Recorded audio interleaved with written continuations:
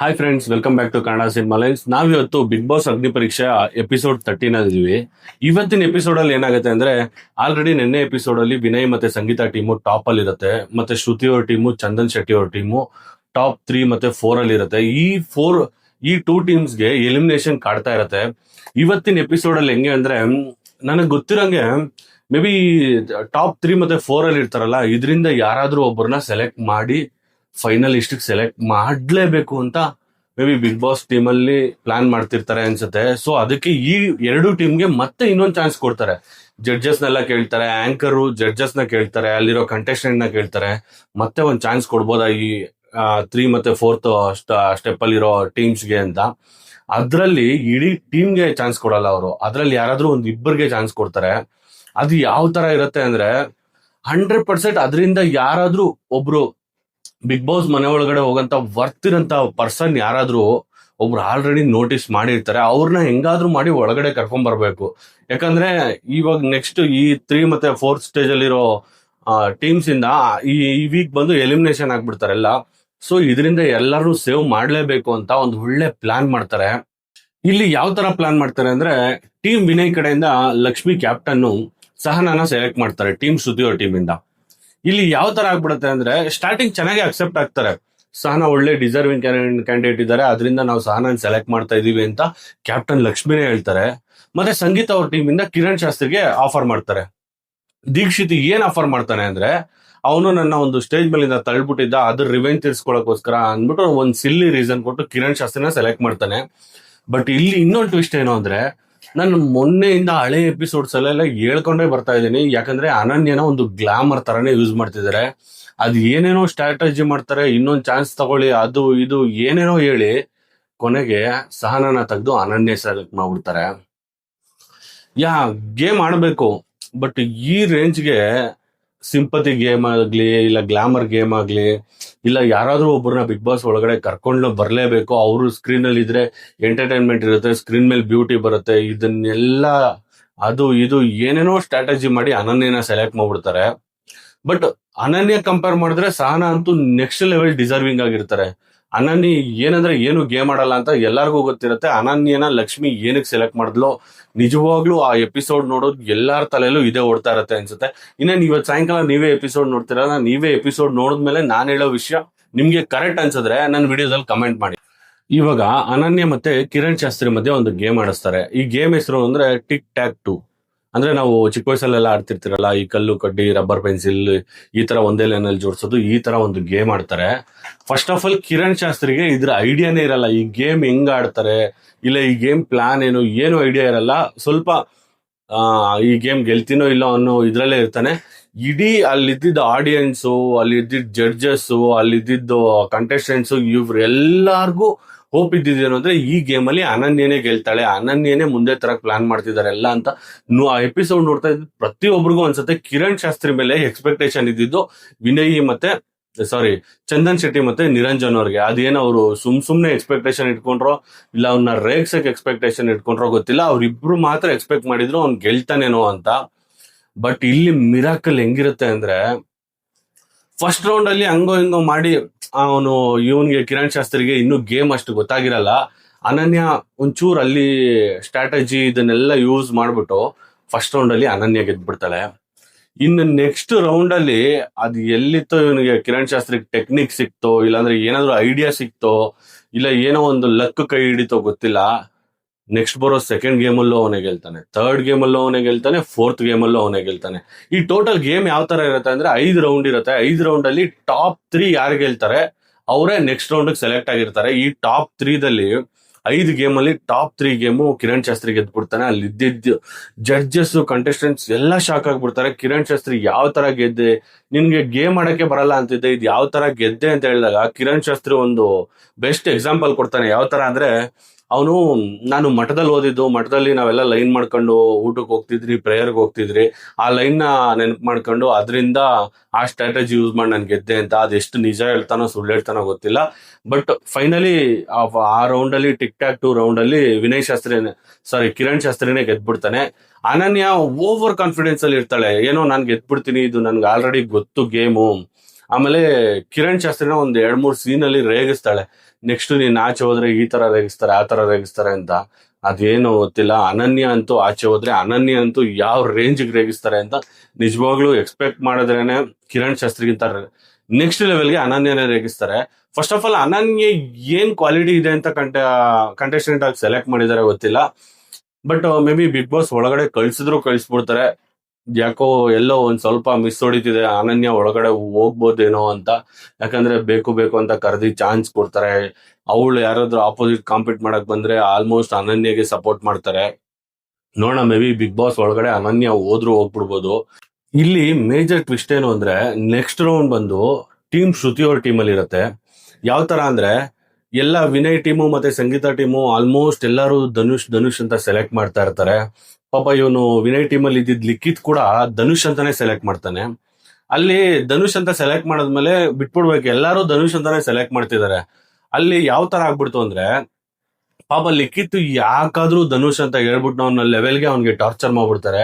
Anchor ಸುಮ್ನೆ ಇಲ್ದಿರ ಇಲ್ಲಿ ತಂದಿಟ್ಟು ತಮಾಷೆ ನೋಡೋಂಥದ್ದು. ಯಾಕೆ ಧನುಷ್ನ ಯಾಕೆ ಸೆಲೆಕ್ಟ್ ಮಾಡ್ಬೇಕು, ನಿಮ್ಮ ಅಪ್ಪನ ಸೆಲೆಕ್ಟ್ ಮಾಡ್ಬೋದಿತ್ತಲ್ವಾ, ರಾಜೀವ್ ಗೋಂಡಿ ಅವ್ರನ್ನ ಸೆಲೆಕ್ಟ್ ಮಾಡ್ಬೋದಿತ್ತಲ್ವಾ. ಅಂದ್ರೆ ಧನುಷ್ಗಿಂತ ನಿಮ್ಮ ಅಪ್ಪ ಡಿಸರ್ವಿಂಗ್ ಇಲ್ವಾ?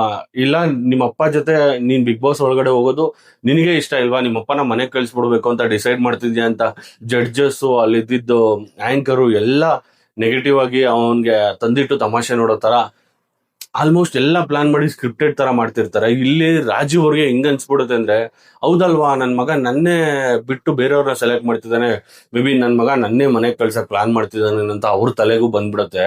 ಈ ತರ ತಂದಿಟ್ಟು ತಮಾಷೆ ನೋಡೋದು ಬೇಡ. ಯಾಕಂದ್ರೆ ಆಲ್ಮೋಸ್ಟ್ ವಿನಯ್ ಟೀಮ್ ಅವ್ರು ಎಲ್ಲ ಧನುಷ್ನೇ ಸೆಲೆಕ್ಟ್ ಮಾಡಿರ್ತಾರೆ. ಇದ್ರಲ್ಲಿ ಸೆಂಟ್ರಲ್ ನೀವು ರಾಜೀವ್ ಅವ್ರನ್ನ ಸೆಲೆಕ್ಟ್ ಮಾಡ್ಲೇಬೇಕು ಅನ್ನೋ ಒಂದೇ ಕಾರಣಕ್ಕೆ ಇನ್ನು ಸಂಗೀತ ಅವ್ರ ಟೀಮ್ ಬೇರೆ ಸೆಲೆಕ್ಟ್ ಮಾಡಿರಲ್ಲ ನೆಕ್ಸ್ಟ್ ಆಪೋಸಿಟ್ ಯಾರು ಆಡ್ಬೇಕು ಅಂತ.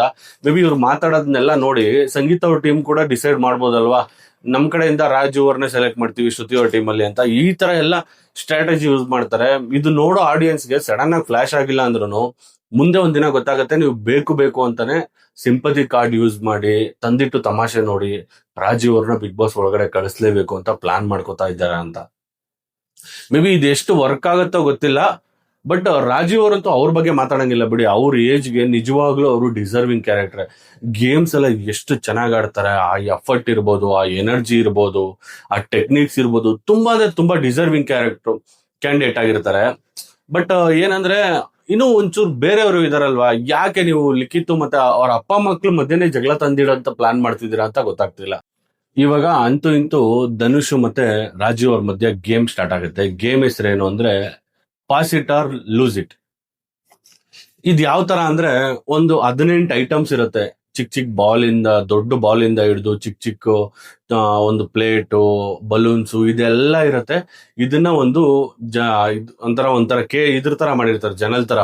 ನಾವು ಇದ್ರದೆಲ್ಲ ಮಾಡಿ ಹಳೆ ಕಾಲದಲ್ಲೆಲ್ಲ ನಾವು ಏನದು ಗುಡಿಸಲು ಮನೆಗೆಲ್ಲ ವಿಂಡೋಸ್ ತರ ಕಟ್ಟಿರ್ತೀರಿ, ಆ ತರ ದೊಡ್ಡ ವಿಂಡೋ ಇಂದ ಒಂದೊಂದೇ ಐಟಮ್ ನ ಪಾಸ್ ಮಾಡ್ಬೇಕು. ಯಾವುದೇ ಕಾರಣಕ್ಕೂ ಆ ಐಟಮ್ ಕೆಳಗಡೆ ಬೀಳಬಾರ್ದು, ಆ ತರ ಪಾಸ್ ಮಾಡ್ಬೇಕು. ಇದ್ರಲ್ಲಿ ನಿಜವಾಗ್ಲೂ ಫಸ್ಟ್ ಟಾಸ್ ಹಾಕ್ತಾರೆ. ನಿರಂಜನ್ ಟಾಸ್ ಹಾಕಿದ ತಕ್ಷಣ ಟಾಸ್ ರಾಜೀವ್ ಗೌಂಡಿ ಅವ್ರಿಗೆ ಗೆದ್ಬಿಡ್ತಾರೆ. ಎಲ್ಲರೂ ಜಡ್ಜಸ್ ಅಲ್ಲಿ ಇದ್ದಿದ್ದ ಕಂಟೆಸ್ಟೆಂಟ್ಸ್ ಎಲ್ಲ ಏನ್ ಅನ್ಕೊಂತಾರೆ ಅಂದ್ರೆ, ಮೇ ಬಿ ರಾಜೀವ್ ಅವರೇ ಫಸ್ಟ್ ಆಡ್ಬೋದು ಅಂತ.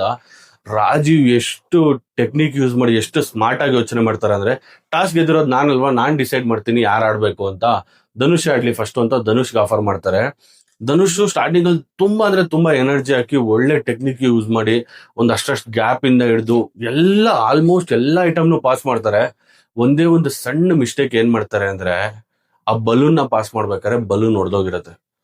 ಫಸ್ಟ್ ನಿರಂಜನ್ ಹೇಳ್ಬೇಕಾದ್ರೆ ಕಂಡೀಷನ್ಸ್ ಹೇಳಿರ್ತಾನೆ, ಟೈಮಿಂಗ್ಸ್ ಜಾಸ್ತಿ ಕಡಿಮೆ ಯಾರು ತಗೊಂಡಿರ್ತಾರೆ, ಆಮೇಲೆ ಎಲ್ಲ ಐಟಮ್ನು ಯಾರು ಪಾಸ್ ಮಾಡ್ತಾರೆ ಇವರೇ ಗೆಲ್ತಾರೆ ಅಂತ ಫಸ್ಟ್ ಹೇಳಿರ್ತಾನೆ.